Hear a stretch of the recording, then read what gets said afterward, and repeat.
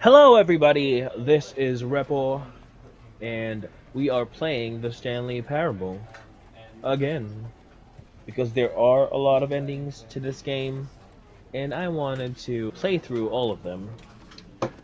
So let's get started. This is the story of a man named Stanley. Stanley worked for a company in a big building where he was employee number 427. Employee number 427's job was simple. He sat at his desk in room 427 and he pushed buttons on a keyboard. Orders came to him through a monitor on his So this desk, is our second telling him playthrough. what buttons to push, how long Probably to push, should skip this and in because what we've order. already watched this. This is what employee 427. Yeah. So let's go to freedom. All of his co-workers were gone. What could it mean? Stanley decided to go to the meeting room. Perhaps he had simply missed a memo.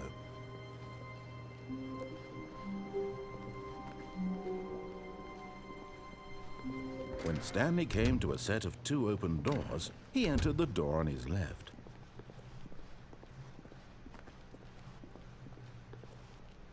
Yet there was not a single person here either. Feeling a wave of disbelief, Stanley decided to go up to his boss's office, hoping he might find an answer there.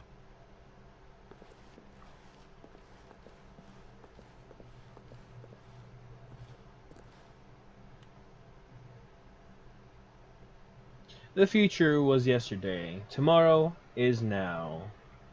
That's pretty deep.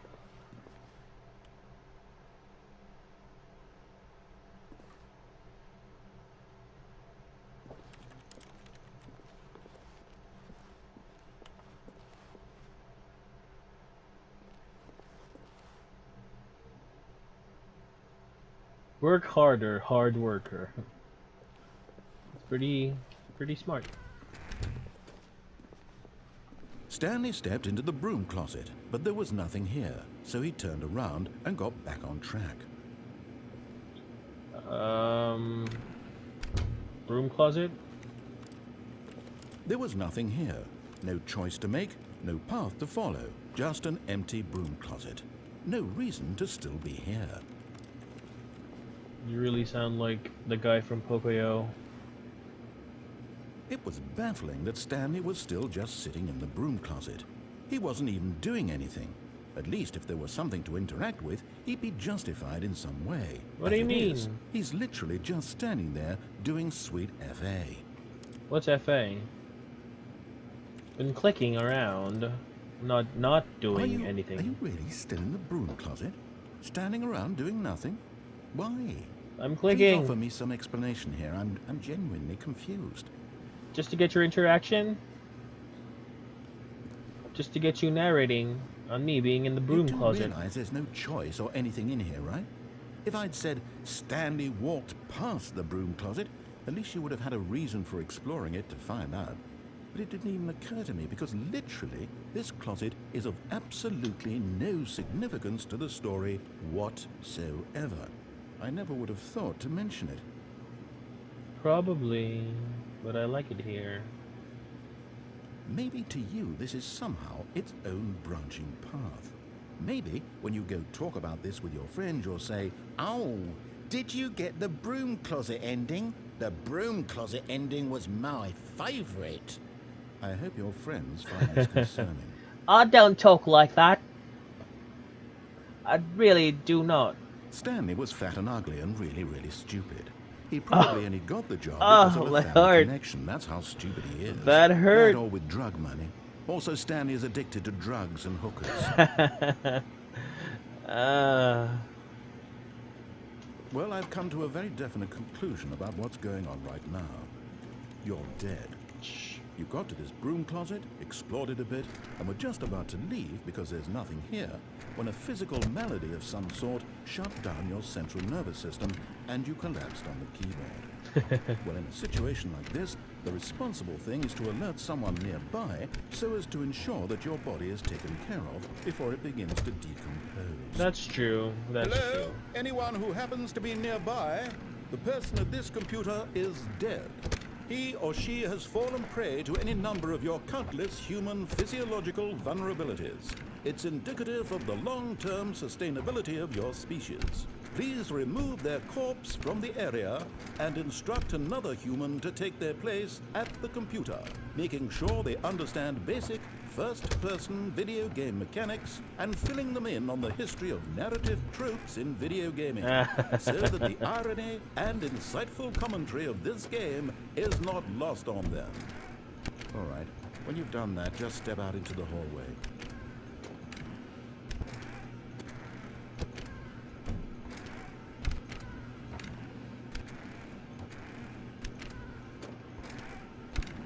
What? That's it? That's the end of your snark comments?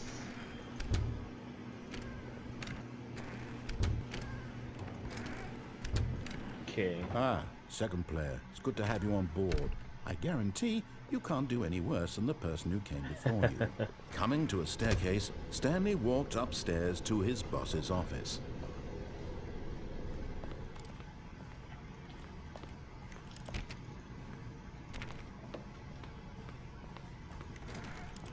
Whoa. Oh, okay.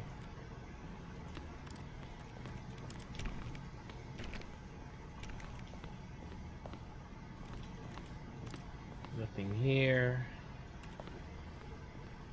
Stepping into his manager's office, Stanley was once again stunned to discover not an indication of any human life. Shocked, unraveled, Stanley wondered in disbelief who orchestrated this. What dark secret was being held from him? What he could not have known was that the keypad behind the boss's desk guarded the terrible truth that his boss had been keeping from him. And so the boss had assigned it an extra secret PIN number. 284. Stanley was in such a rush to get through the story as quickly as possible, he didn't even have a single minute to just let the narrator talk. It's not true. That kind of anxiety isn't healthy. So he relaxed for a few moments with some calming new age music. Okay. Music's pretty good. Feeling soothed and rejuvenated, Stanley calmly walked forward into the opened passageway. Whoa. Almost died. Let's go.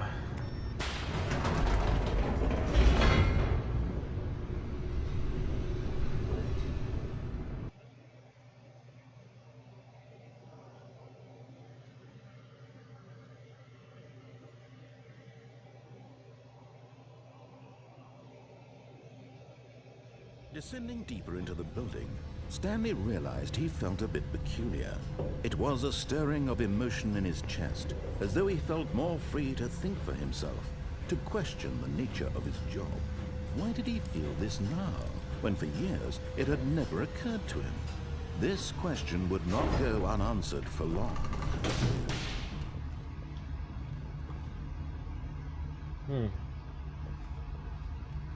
Stanley walked straight ahead through the large door that read Mind Control Facility.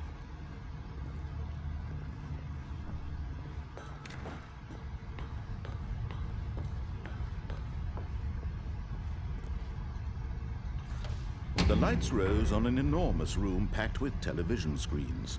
What horrible secret did this place hold? Stanley thought to himself. Did he have the strength to find out? It's a lot of TVs. Now the monitors jumped to life, their true nature revealed. Fired. Each bore the number of an employee in the building, Stanley's co-workers. The lives of so many individuals reduced to images on a screen, and Stanley, one of them, eternally monitored in this place where freedom meant nothing.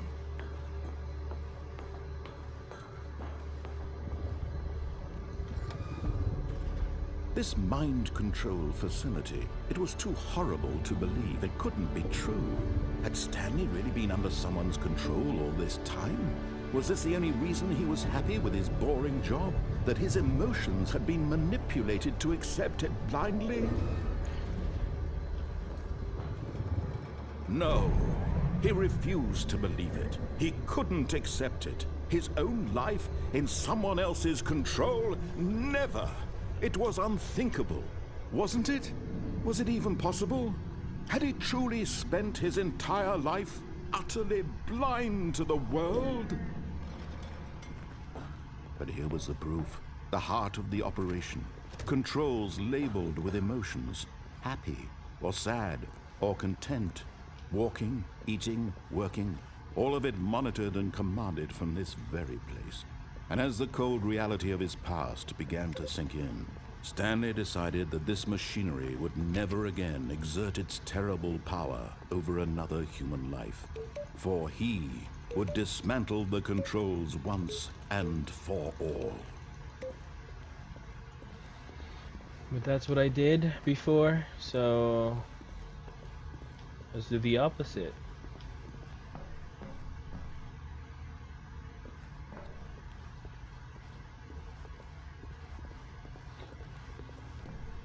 Pretty lights.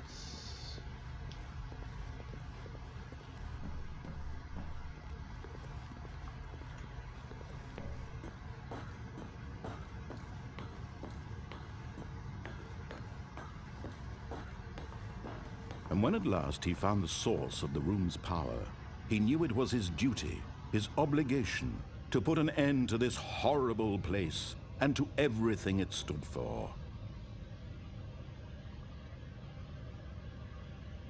The first playthrough I did, I turned it off. Now I'm going to turn it on. Oh, Stanley, you didn't just activate the controls, did you?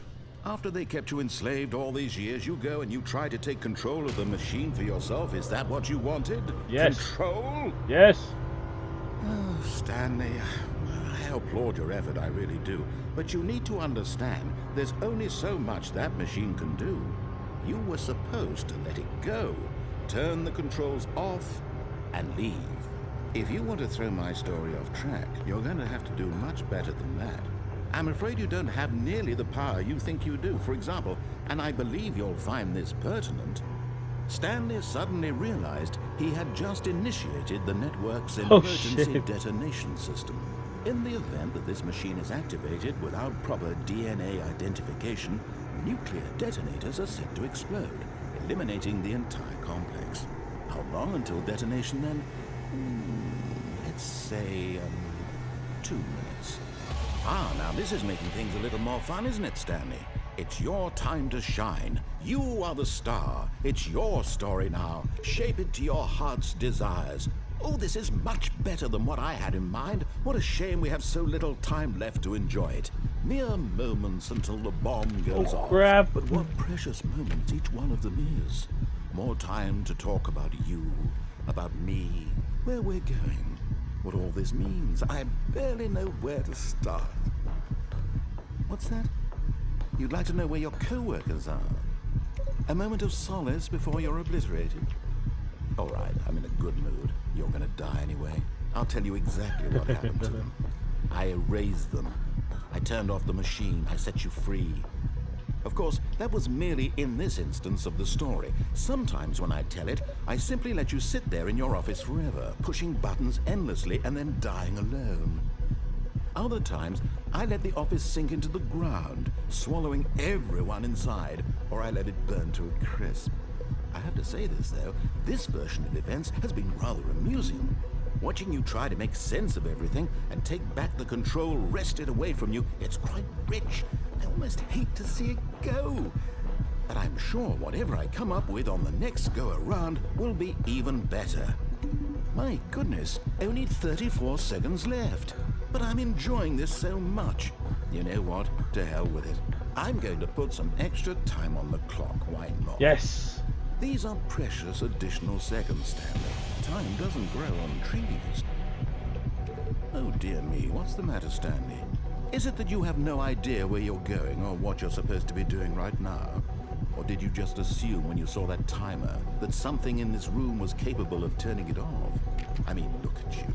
Running from button to button, screen to screen, clicking on every little thing in this room.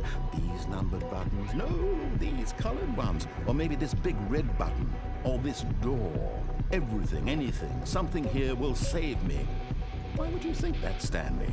That this video game can be beaten? Won? Solved?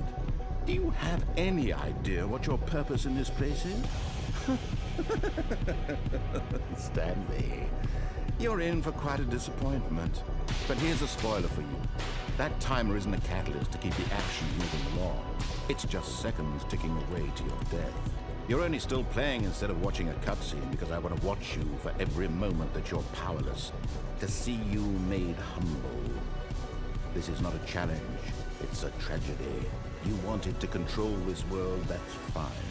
But I'm going to destroy it first, so you can't. Take a look at the clock, Stanley.